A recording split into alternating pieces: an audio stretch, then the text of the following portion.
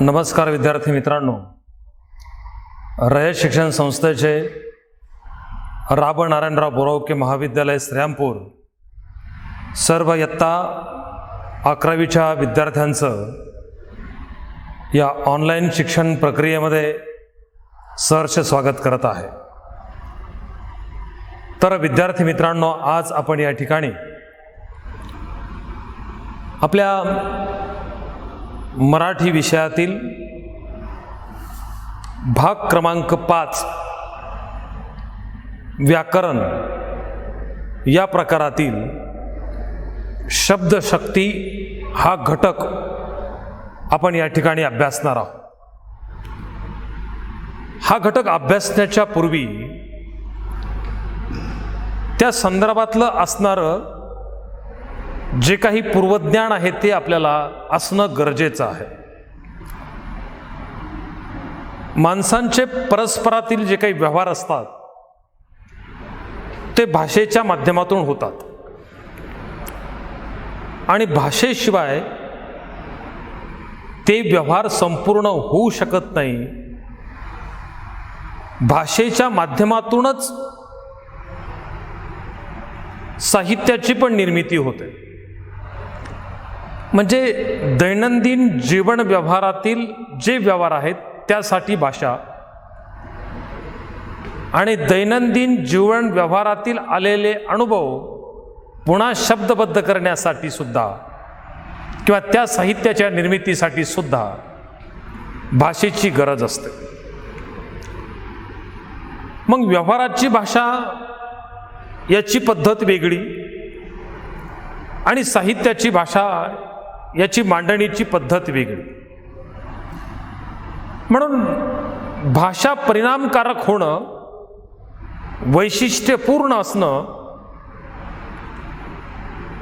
ही गरजेची बाब आजकाल बनलेली आहे। जसा एखादा चित्रकार आपला अनुभव रंगामधून साकारत असतो, एखादा गायक आपला अनुभव सुराच्या माध्यमातून व्यक्त करत असतो, तशाच पद्धतीनं लेखक आपला अनुभव शब्दांमधून व्यक्त करत असतो। मग या शब्दांच्याच माध्यमातून त्याच्या मनातील विचार, भावना यांची देवाणघेवाण होते किंवा याचं संक्रमण होताना आपल्याला दिसतं। पण हे संक्रमण करण्यासाठी, ही देवाणघेवाण करण्यासाठी योग्य आणि अर्थपूर्ण शब्दांची निवड करावी लागते। असंख्य शब्द असतात, अनेक शब्द आपल्याला माहिती पण असतात, पण या सगळ्यांच्या शब्दांच्या साठ्यामधून, या सगळ्या शब्द संग्रहामधून योग्य शब्द आपल्याला निवडावा लागतो। आणि ज्यावेळेस अशा प्रकारची शब्दांची निवड आपण करतो आणि ही निवड करण्यासाठी सुद्धा आपल्याकडे एक विशिष्ट प्रकारची क्षमता आणि शक्ती असावी लागते आणि त्या शक्तीचा अचूक अशा पद्धतीचा वापर करावा लागतो आणि या क्षमतेचा, या कौशल्याचा वापर करत करत शब्द यांची ओळख होते आणि मग तीच आपल्या खऱ्या अर्थानं शब्दाची शक्ती होऊन जाते। आणि म्हणून अशा प्रकारच्या या शब्दांच्या शक्तीची ओळख करून घेणं या ठिकाणी योग्य ठरणार आहे। आणि म्हणून आपण या ठिकाणी पाहतोय की व्याकरणाचा शब्दशक्ती हा भाग पाहिला म्हणजे शब्दशक्तीची पार्श्वभूमी वर्ण असेल किंवा त्या वर्णांचा असणारा योग्य वापर असेल आणि या वापरानंतर त्या योग्य शब्दांचा आदान प्रदानासाठी केलेला वापर हा सगळ्यात महत्त्वाची बाब किंवा महत्त्वाची गोष्ट या ठिकाणी आपल्याला विचारात घ्यायची आहे। आता शक्ती म्हणजे ताकद आणि शब्दाची ताकद काय आहे हेच आपण या ठिकाणी इथे पाहणार आहोत। आता शब्दशक्ती याची एक व्याख्या सामान्यपणे या ठिकाणी मी फलकावर लिहिलेली आहे। शब्दाच्या अंगी अर्थ प्रकट करण्याची जी शक्ती असते तिला शब्दशक्ती असे म्हणतात. म्हणजे शब्दाच्या आतमध्ये असणारी अर्थ प्रकट करण्याची ताकद किंवा क्षमता, शक्ती, त्याला आपण शब्दशक्ती असं म्हणतो. आता ही शब्दशक्ती प्रकट करण्याच्या 3 पद्धती, 3 प्रकार या ठिकाणी आहेत. ते 3 प्रकार कोणते आहे? तर पहिला प्रकार आहे अभिधा, त्यालाच आपण वाच्यार्थ असं म्हणतो. दुसरा शब्दशक्तीचा प्रकार आहे लक्षणा, त्याला आपण लक्षार्थ असं म्हणतो. आणि शब्दशक्तीचा तिसरा प्रकार व्यंजना, त्याला आपण व्यंगार्थ असं म्हणतो. तर अशा पद्धतीनं ही 3 त्रिविध शक्ती याला आपण म्हणतो. शब्दांची त्रिविध शक्ती, विविध पद्धतीनं त्या शब्दांची ताकद आजमावणं, ओळखणं, त्या शब्दांच्या क्षमतेला जाणून घेणं, या प्रकाराला आपण शब्दांची त्रिविध शक्ती असं म्हणतो. इथे पहिलं अभिधा ही जी शब्दशक्ती आहे, या अभिधा शब्दशक्तीचा आपण अर्थ आणि त्याची व्याख्या इथे आपण प्रथमतः पाहू. शब्दाचा सरळ व रूढ अर्थ व्यक्त करणाऱ्या शब्दातील शक्तीला अभिधा असं म्हणतात. म्हणजे आपण ज्या पद्धतीनं शब्द उच्चारल्यानंतर अगदी त्याच पद्धतीनं किंवा त्याच शब्दांचा अर्थ लगेचच्या लगेच प्रथमतः जो आपल्याला उमगतो, समजतो, तोच अर्थ त्या ठिकाणी असतो, अशा शक्तीला आपण अभिधा शक्ती असं म्हणतो. आता उदाहरण या ठिकाणी आपण या अभिधा शक्तीचं पाहू. मी आज मोठा दगड पाहिला. आता दगड पाहिल्यानंतर एक भली मोठी निर्जीव आकाराची वस्तू पाहिली, असाच आपल्याला अर्थ या ठिकाणी घ्यावा लागतो. आणि अशा प्रकारचा अर्थ घेण्याच्या शक्तीला आपण अभिधा असं म्हणतो. दुसरं एक उदाहरण आहे, मी जंगलात एक हत्ती पाहिला. म्हणजे हत्तीचं एक वैशिष्ट्यपूर्ण अशा पद्धतीची चाल असते, त्याचा आकार असतो, त्याची सोंड असते. आणि म्हणून ते वाक्य उच्चारल्यानंतर एक बलदंड अशा प्रकारचा हळूहळू चालणारा, जंगलातला गवतपाला खाणारा एक आवाढव्य प्राणी, अशाच प्रकारचा अर्थ आपल्याला या ठिकाणी घ्यावा लागतो. आणि ही जी शब्दांची शक्ती आहे तिला आपण अभिधा असं म्हणतो. यानंतर त्रिविध शक्तीमधील दुसरी जी शक्ती आहे त्या शक्तीला आपण लक्षण असं म्हणतो.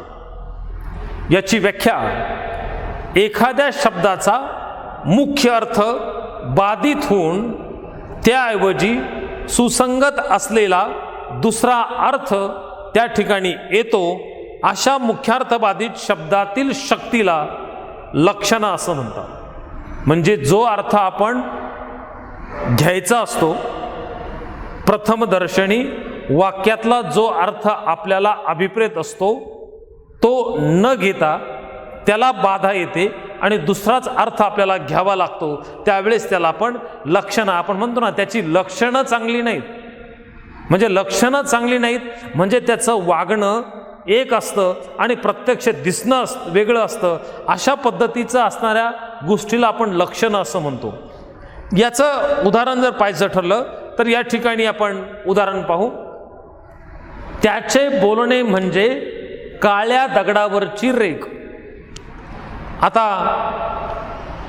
मुख्य अर्थाला बाधा निर्माण होते आणि मुख्य अर्थाला बाधा येऊन त्यामधली, शब्दामधली जी शक्ती असते किंवा त्यातला असणारा सुसंगत अशा पद्धतीचा दुसरा अर्थ आपल्याला घ्यावा लागतो आणि त्यावेळेस त्या ठिकाणी लक्षणा होते. लक्षणाचं उदाहरण पाहिलं, त्याचे बोलणे म्हणजे काळ्या दगडावरची रेघ. आता तो बोलल्यानंतर दगडावर काय काळी रेघ तयार होते का? तर नाही. म्हणजे तो बोलल्यानंतर परत तो पाठीमागं घेत नाही. जितकी कठीणता त्या काळ्या दगडाला आहे तशाच प्रकारची कठोरता आणि कठीणता निर्णय घेण्याची असेल किंवा बोलण्याची असेल ती त्याच्यामध्ये आहे. अशा प्रकारचा अर्थ या ठिकाणी आपल्याला घ्यावा लागतो. आणि म्हणून या ठिकाणी हे जे असणारं वाक्यातील जी शक्ती आहे ही शक्ती लक्षणा या प्रकारातली आहे. किंवा माझ्या घरावरून हत्ती गेला.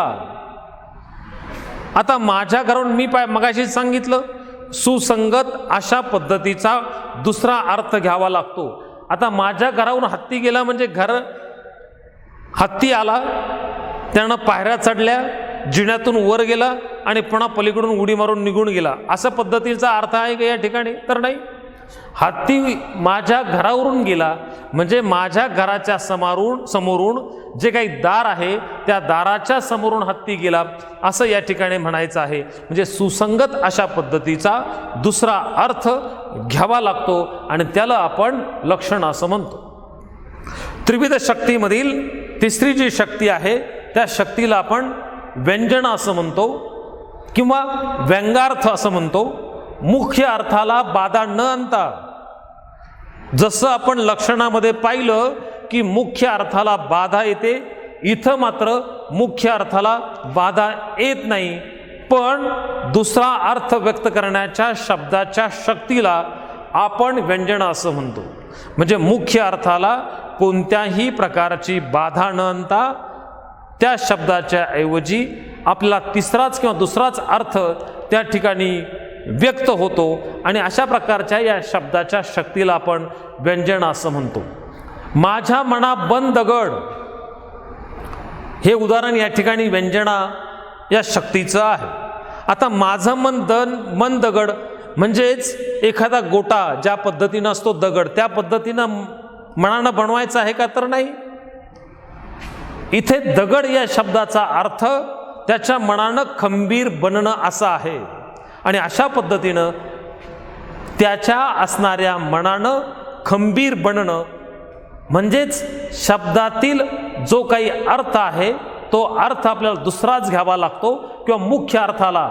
आता मुख्य अर्थ इथे दगडाच्या अर्थाला बाधा येते आणि बाधा त्या ठिकाणी आल्यानंतर तो जो अर्थ आहे तोच अर्थ आपल्याला घ्यायचा नाही तर दुसरा अर्थ त्या ठिकाणी घ्यायचा आहे. जसं आपण लक्षणामध्ये पाहिलं बाधा न आणता, इथे बाधा आणता, इथे बाधा न आणता, इथे बाधा येणार नाही. दगड या शब्दाचा अर्थ इथे आपल्याला वेगळा घ्यावा लागेल, पण तिथे असताना मात्र तोच दगड हा शब्द राहणार आहे. हे या असणाऱ्या लक्षणाचं व्यंजनाचं लक्षण आहे किंवा याचं वैशिष्ट्य आहे. त्यानंतर दुसरं उदाहरण या ठिकाणी आहे लढताना वीरांच्या अंगी हत्ती संचारला. आता एखादा भला मोठा हत्ती आला आणि त्यांच्या अंगामध्ये शिरला, संचारला, असा अर्थ होईल का इथे? नाही. म्हणजेच मुख्य अर्थाला बाधा आणायची नाही. हत्ती संचारला, पण काय संचारला, कोणता संचारला? तर त्या ठिकाणी वीरांच्या अंगी अगदी स्फुरण चढलं, हत्तीचं बळ त्यांच्या अंगामध्ये शिरलं.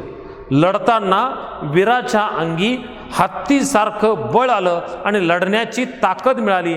अशा पद्धतीनं या ठिकाणी याचा अर्थ घ्यावा लागतो. म्हणजे हत्ती असतो, संचारणं पण असतं, म्हणजेच बाधा येत नाही, पण त्याऐवजी हत्तीचं बळ त्यांच्या अंगामध्ये शिरलं असा अर्थ आपल्याला घ्यावा लागतो आणि म्हणून याला आपण व्यंगार्थ असं म्हणतो.